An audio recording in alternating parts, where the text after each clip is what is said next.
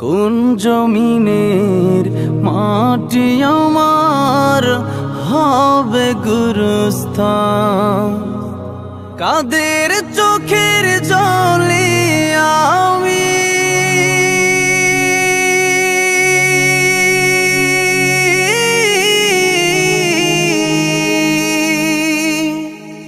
কাদের চোখের জলে আমি পাব পরিত্রাণ? কোন জমিনের মাটি আমার হবে গুরুস্থান?